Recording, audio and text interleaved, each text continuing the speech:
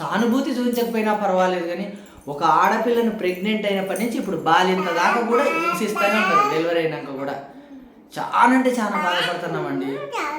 పిల్లల్ని రూమ్కి ఇవ్వలేక ఒక బాధ మాకు, అంటే నా మనసులో బాధ ఎక్కువ ఉందండి. నేను ఎవరితో చెప్పుకోలేకుండా ఉన్నా. హాయ్ ఫ్రెండ్స్, అందరూ ఎలా ఉన్నారు? మేమైతే బాగున్నామండి. లతకైతే ఇప్పుడైతే బాగుంది, పిల్లలు కూడా బాగున్నారు. కాకపోతే ఎన్ఐసిలో పెట్టిన పిల్లల్ని వీడియో తీయడానికి కుదరదు, మనం వీడియో తీయలేము కాబట్టి నేను అదే విషయం అయితే చెప్పిన. కాకపోతే కొద్దిసేపట్లో మాకు రూమ్కి అయితే ఇస్తారని అయితే చెప్పిన.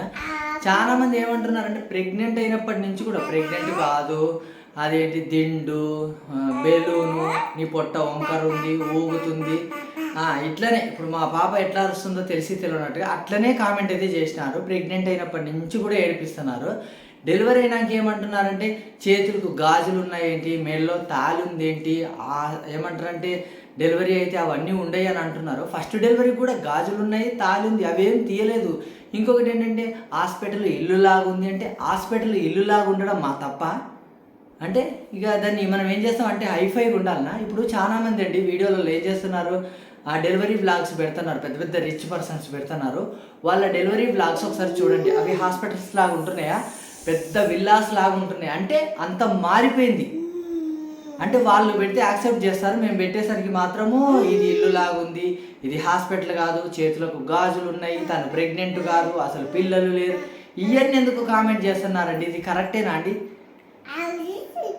కరెక్టేనా? ఇప్పుడు నేను ఇంటికి వచ్చి ఈ వీడియో చేయడానికి కారణం ఏంటంటే పిల్లల్ని రెడీ చేసుకోవడానికి నేను ఇంటికి వస్తున్నాను. ఒక్కొక్కరిని ఇంటికి తీసుకురావడం, స్నానం చేయించడం, ఏదైనా తినిపించుకోవడము, నాకు అట్లా ఇబ్బంది అవుతుంది. ఆ ఇబ్బందులలో మేము ఉన్నాం. మాకు సపోర్ట్ చేసే వాళ్ళందరికీ అయితే మేమైతే చేతులెత్తి అయితే దండం పెడుతున్నామండి. ఎందుకంటే మాకు అన్ని విధాలుగా సహాయం చేసినారు. నా బిడ్డ కూడా దండం పెడుతుంది, నేను దండం పెడుతుంటే. అంటే తనను అన్ని రకాలుగా ఇబ్బంది పెడుతున్నారు. ప్రెగ్నెంట్ అయినప్పటి నుంచి కాదన్నారు, ఇప్పుడు డెలివరీ అయినప్పటి నుంచి ఇంకెన్ని రకాలు అంటారండి? ఇది కరెక్టేనా? ఎన్నిసార్లు ఇబ్బంది పెడతారండి? ఏం చేస్తామండి? అంటే రిచ్ పర్సన్స్ బ్లాగ్స్లలో ఎట్లుంటుంది అంటే అది పెద్ద విల్లా లాగా ఉంటుంది, బెడ్ ఉంటుంది. అంటే డెలివరీ బ్లాగ్లో చాలా బాగుంటుంది. అది ఎట్లుంటుంది అంటే హాస్పిటల్ లాగానే కనపడదు, మొత్తం మన ఒక హౌస్, రిచ్ హౌస్ ఎట్లుంటుంది అట్లా ఉంటుంది. ఇక వాళ్ళకి డెలివరీలు కాలేదా, వాళ్ళని యాక్సెప్ట్ చేస్తారు కదా. మమ్మల్ని మాత్రం ఇల్లులాగా ఉంది, ఒక రూమ్లో బెడ్ వేసినారు, బెడ్ వేసి చేస్తున్నారంటే అంతంత బెడ్లు వస్తాయండి మనకి? ఇట్లా తిప్పుకునే బెడ్లు వస్తాయా? వేలు కావాలి ఆ బెడ్లు కావాలంటే, హాస్పిటల్ బెడ్లు కావాలంటే, ఎక్విప్మెంట్ కావాలంటే ఎట్లా రెడీ చేసుకుంటామండి? మా ఇల్లంతా మీరు చూడలేదా? ఎట్లా కామెంట్లు పెడుతున్నారండి? సానుభూతి చూపించకపోయినా పర్వాలేదు కానీ ఒక ఆడపిల్లను ప్రెగ్నెంట్ అయినప్పటి నుంచి ఇప్పుడు బాలింత దాకా కూడా హింసిస్తూనే ఉన్నారు. డెలివరీ అయినాక కూడా చాలా అంటే చాలా బాధపడుతున్నామండి. పిల్లల్ని రూమ్కి ఇవ్వలేక ఒక బాధ మాకు, ఎందుకంటే ఎన్ఐసిలో పెట్టారు కాబట్టి డాక్టర్ని మనము ఏమంటే మనం గట్టిగా అడగలేము. బాగుంటే వాళ్ళే ఇస్తారు మనకు. ఏమంటారంటే అబ్జర్వేషన్లో పెట్టినప్పుడు పిల్లల్ని అట్లే ఉంచాలి, మనం టక్మని అడిగి తీసుకురాలేము కదా. నేనైతే అందరికీ చెప్పుకుంటున్నా, అందరైతే వింటున్నారు. కొంతమంది మాత్రం బ్యాంగిల్స్ ఉన్నాయి, రూమ్ లాగా ఉంది, ఇల్లు లాగా ఉంది, అది హాస్పిటల్ లాగా లేదు. ఎందుకండి ఇవన్నీ ఎందుకంటున్నారు? నాకైతే ఏం అర్థం కావట్లేదండి. మా బాధ చెప్పుకుంటున్నా, ఎవరు చెప్పుకునే వాళ్ళు లేరు, ఎవరు వచ్చిన వాళ్ళు లేరు, ఎవరు చూసిన వాళ్ళు లేరు. ఎంత ఇబ్బంది పడుతున్నాము ఆడకూతుర్లు అందరికీ. మీకు తెలియదా? డెలివరీ అయితే ఒక ఆడపిల్లకు ఎంత సపోర్ట్గా ఉంటుంది. ఒక ఆడమనిషి ఇంట్లో ఎవరన్నా ఉంటే ఎంత సపోర్ట్గా ఉంటుందండి.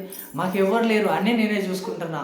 మా అన్న ఆడ, నేను ఈడ, పిల్లల ఆడ, చాలా ఘోరం ఉంది పరిస్థితి. మీకు తెలియదా చెప్పండి దయచేసి. ఎందుకంటే ఇట్లా బ్యాడ్ కామెంట్లు పెడుతున్నారు? ఇది కరెక్ట్ కాదు కదా. ఒక ఆడపిల్లని ఇంతగా హింసించకూడదు కదా. పుట్టిన పిల్లల గురించి బ్యాడ్గా అంటారు, బాలింతను బ్యాడ్గా అంటారు, ప్రెగ్నెంట్ ఉన్నప్పుడు బ్యాడ్గా అంటారు. అది ఇల్లు కాదండి. నేను ఏం చెప్పాలి? ఇల్లు కాదంటే ఏం చేయాలండి? ఇక ఎక్విప్మెంట్ అంతా ఉన్న ప్లేస్ తీసుకొని పోయి ఇక్కడే డెలివరీ చేయాలి. మాకు ఇక్కడ మొత్తం హాస్పిటల్లా కనబడాలి కాబట్టి మాకు ఇంత రిచ్ హాస్పిటల్లోనే డెలివరీ కావాలని చెప్తారా? ఏం చెప్తాము? ఫస్ట్ డెలివరీకి కూడా గాజులు తీయలేదు. ఇక ఏం చేస్తాము? ఒకరు ఏమంటారంటే సెలైన్ పెట్టలేరు కదా, గాజులు వేస్తే. గాజులు అసలు తీయలేదు కాబట్టి సెలైన్ అట్లే పెట్టినారండి. ఇంకేం చేస్తాము? గాజులు అట్లే ఉన్నాయి కదా, డెలివరీకి అట్లనే ఉన్నాయి. అసలు లత హాస్పిటల్కి పోయినప్పుడు ఎట్లుందో అట్లనే ఉంది. ఆ గాజులు తీయలేదు, చెవులకు అమ్మలు తీయలేదు, మెడలో తాళి తీయలేదు, ఏమీ తీయలేదు. అట్లా ఆపరేషన్ చేసిన తర్వాత మనం ఏమంటాం? ఇంకొకటి అండి, ఇవి తీయలేదు అని అంటున్నారు. పాత రోజులలో మీరే ఒకసారి అంటే మనసుకు అనుకోండి, భార్య డెలివరీ అవుతుంటే ఎవరైనా లోపలికి పోతారా? పోరు కదా. ఇప్పుడు ఎట్లుందండి ట్రెండ్ ఎట్లుంది, భార్య డెలివరీ అవుతుంటే హస్బెండ్ పక్కనే ఉండాలని అడుగుతున్నారు. కొన్ని ప్లేస్లలో కొన్ని హాస్పిటల్లో అది పాసిబుల్ అవుతుంది. ఇక అట్లాంటి ఇక ఏమంటారండి, అసలు నిజంగా డెలివరీ అయితే భర్త బయట ఉంటాడు కానీ లోపల ఉంటారా అని కూడా కామెంట్ పెట్టేవాళ్ళు ఉన్నారు. మేము మా బాధ చెప్పుకుంటున్నాము, చాలా ఇబ్బంది పడుతున్నాం. ఓం తల్లి చాలా ఇబ్బంది పడుతున్నామండి. టయానికి వీళ్ళకి తిండి లేదు సరిగ్గా ఏమీ, అసలు మా పరిస్థితే అగన్య గోచరంగా ఉంది. ఇంటికి ఒక్కొక్కరిని ఆటోలలో తీసుకురావడం, ఎందుకంటే బండ్లలో కూర్చోలేరు కాబట్టి తీసుకురావడం, స్నానం చేయించడము, వీళ్ళకి తినిపించుకోవడము. హాస్పిటల్లో అసలు సరిగ్గా తినట్లేదు, చాలా అల్లరి చేస్తున్నారు. అందుకోసం హాస్పిటల్లో ఉంచట్లేదు. ఎక్కువ టైం ఎవరు దొరికితే వాళ్ళు ఇంటికి తీసుకొని వచ్చేస్తున్నారు, నేనైనా అన్నైనా ఎవరైనా. అప్పుడు షిఫ్టుల వారీగా లత దగ్గర నేను, పిల్లల దగ్గర అన్న, ఇట్లా షిఫ్ట్ చేసుకుంటున్నాం. మా కోడలు వాళ్ళు మాకు కొంచెం హెల్ప్ చేస్తున్నారు, కానీ లతను చూసుకోవడానికి ఎవరు లేరు, ఎవరు రాలేదు. అది ఒక ఆవేదన చెప్తున్నా నేను, ఒక ఆడపిల్ల ఆవేదన చెప్తున్నా. ఆ ఆడపిల్లని ఇంతగా మరి ఏమంటారంటే ఇంత హింసిస్తారని మాటలతో నేను అయితే అనుకోలేదండి. మరి మీ ఇంట్లో ఆడపిల్లనైతే అట్లనే అంటారా?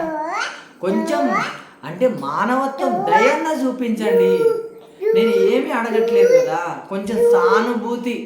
ఒక ఆడపిల్ల అయ్యో తల్లి లేరే, ఎవ్వరు లేరే, చూడడానికి లేరే, వచ్చిన వాళ్ళు లేరే, పలకరించిన వాళ్ళు లేరే, పక్కన ఒక్కొక్కరికి భోజనాలు అందరు వస్తున్నారు, రిలేటివ్స్ అందరు వస్తున్నారు, మాకెవరు లేరు, మేమే వండుకోవాలి, మేమే తినాలి, మేమే తీసుకుపోవాలి అంటే నేను దీనికి ఎవరిని అనట్లేదు. అంటే వాళ్ళని చూస్తే మాకు కూడా కొంచెం జెలసీగానే ఉంటుంది. అయ్యో వాళ్ళు అందరు వస్తున్నారే, అంత బాగుంది, మాకెవరు లేరే, లేనందుకు మళ్ళీ ఇదొకటి దెప్పుకొడుకు మాటలు. ఇది కరెక్టేనా అండి? ఎన్నిసార్లు ఎన్ని ఇబ్బందులు పెడతారండి, కరెక్ట్ కాదు కదా. ఒక ఆడపిల్లను, అది కూడా ప్రెగ్నెంట్ అయినప్పటి నుంచి డెలివరీ అయ్యేదాకా, అంటే అప్పటి నుంచి ఇప్పుడు బాలింత దాకా కూడా ఏదో ఒక మాట అంటూనే ఉన్నారు. ఇది కరెక్ట్ కాదు కదండి. చేతులు ఎత్తి నేను మిమ్మల్ని అయితే ప్రార్థించేది ఒకటే, నా బిడ్డలైనా నేనైనా, అంటే నా మనసులో బాధ ఎక్కువ ఉందండి. నేను ఎవరితో చెప్పుకోలేకుండా ఉన్నా. డెలివరీ అయిన అమ్మాయిని అట్లా అంటారా? అది కరెక్ట్ కాదు కదా. ఇప్పుడు అంటారు ఏంటంటారా, కడుపు లేదు, గిడుపు లేదు, పిల్లలు లేదు, ఇట్లా కూడా కామెంట్లు పెడుతున్నా. అట్లా కామెంట్లు పెట్టొచ్చండి. డెలివరీ అయింది మొర్రో అని మొత్తుకుంటున్నా, పిల్లలు ఎన్ఐసీలో ఉన్నారు అని మొత్తుకుంటున్నా. నేను చెప్పుకుంటున్నా, బాధ చెప్పుకుంటున్నా. నేను ఫస్ట్ సారి హింసపడ్డాము, చాలా ఇబ్బంది అయింది. ఇంకొకరు చూడండి కామెంట్ ఎట్లా పెట్టినారంటే, మా పిల్లల ఫస్ట్ బర్త్డే అప్పటి వీడియో, షార్ట్ వీడియోకి ఇప్పుడు కామెంట్ పెట్టినారు. ఏమని? నీ పొట్టేది, నీ కడుపేదమ్మా, ఎక్కడ పోయిందని. ఎక్కడ పోతాడండి? అప్పుడు ఎప్పుడండి వీళ్ళు 12వ నెల, అంటే 12వ నెలలోనే కదండి మనం బర్త్డే చేస్తాం సంవత్సరానికి. అప్పటి వీడియోకి ఇప్పుడు కామెంట్ పెట్టినాను. నేను మా వేరే ఇంట్లో ఉన్నప్పుడు ఒక వీడియో చేసిన పిల్లలతోటి, ఫస్ట్ వీళ్ళు పుట్టినప్పుడు. ఆ వీడియోకి ఒక అక్క కామెంట్ పెడుతుంది, ఏమని? ఫ్రెండ్స్ ఇది పాత వీడియో ఫ్రెండ్స్, ఇప్పుడు పుట్టిన పిల్లల వీడియో కాదు ఫ్రెండ్స్ అని పెడుతుంది. అవి సంవత్సరంన్నర క్రితం, 2 సంవత్సరాల కిందట వీడియోలకు, పాత వీడియోకి ఇప్పుడు కామెంట్ పెట్టి ఇది పాత వీడియో ఫ్రెండ్స్ అంటే అది పాత వీడియోని నేనేం చేయాలి చెప్పండి? నేను ఒకటే చెప్తా ఉంటా, కింద టైం ఉంటుంది కదా, డేట్ ఉంటుంది కదా, ఎప్పుడు పోస్ట్ చేసినాము ఏంటిది అని. వీళ్ళ బర్త్డే వీడియో నేను ఎప్పుడంటే, అంటే పెద్ద వీడియో పెట్టిన, షార్ట్ వీడియో మాత్రం 6 months 7 months తర్వాత వీడియో అప్లోడ్ చేసిన. అందులో పిల్లలు చిన్నగా ఉన్నారు, ఇప్పుడు పిల్లలు కనిపిస్తున్నారు కదండి, అప్పుడు పిల్లలు చిన్నగా ఉన్నారు. నేను మెన్షన్ కూడా చేసిన, మా పిల్లలు పుట్టిన మొదటి బర్త్డే వీడియో ఇది, చాలా నెలల తర్వాత పోస్ట్ చేస్తున్నా అని క్యాప్షన్ కూడా పెట్టిన. అది ఏమి చూడకుండా కామెంట్ పెడతానే ఉంటాను. నేను రిక్వెస్ట్ చేస్తున్నా, బ్యాడ్ కామెంట్లు పెట్టకండి అని. ఇక నోటికి తిరగనేటివి కూడా, నేను చెప్పుకోలేనిటివి కూడా పెడుతున్నారు. ఆడపిల్ల గురించి ఎట్లా పెడుతున్నారండి? అది కరెక్టా? అది కరెక్టా అండి?